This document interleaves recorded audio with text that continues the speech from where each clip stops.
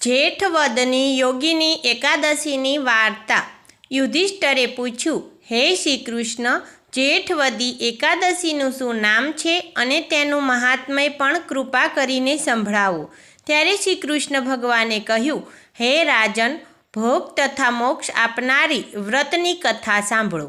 જેઠ માસના કૃષ્ણ પક્ષની એકાદશીનું નામ યોગિની છે।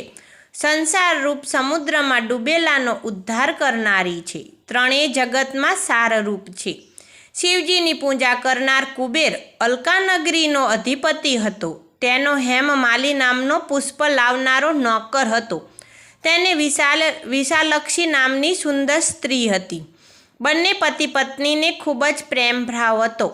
એક દિવસે હેમમાલી માનસ સરોવરમાંથી પુષ્પો પોતાને ઘેર લાવ્યો અને પત્નીના પ્રેમમાં ત્યાં રોકાઈ ગયો, પણ કુબેરના આવાસે પુષ્પો આપવા ગયો નહીં।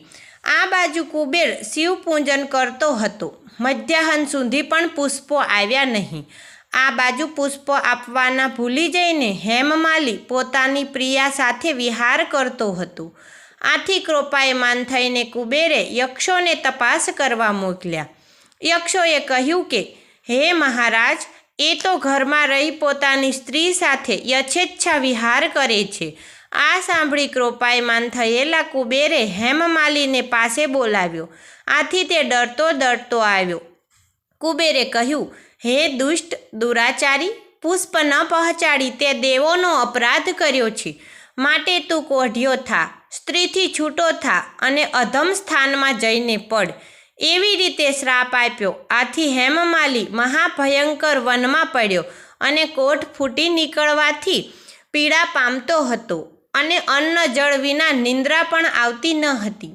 આમ પોતાના પૂર્વકર્મને સંભાળતો ભમતો હિમાલય પર્વત ઉપર ગયો।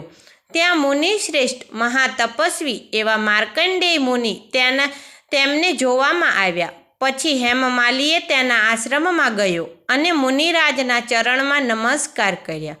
તેને કોઢિયો જોઈ મુનિ બોલ્યા, તને કોઠ સાથી નીકળ્યો? તારી આવી દશા સાથી થઈ તે વિગતવાર કહે।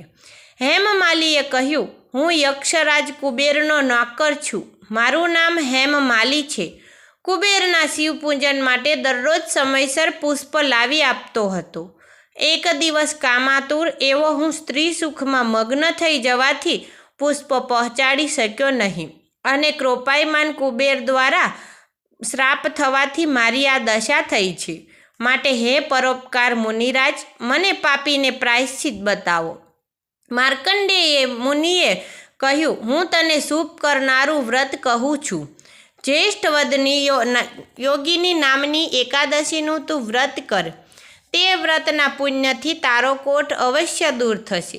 પછી તેણે ઋષિના કહેવા પ્રમાણે યોગિની એકાદશીનું ઉત્તમ વ્રત કર્યું। તે વ્રતના પ્રભાવથી તેનું સ્વરૂપ દેવના જેવું થયું અને તેનો પોતાની સ્ત્રી સાથે મેળાપ થયો અને ઉત્તમ સુખ મળ્યું।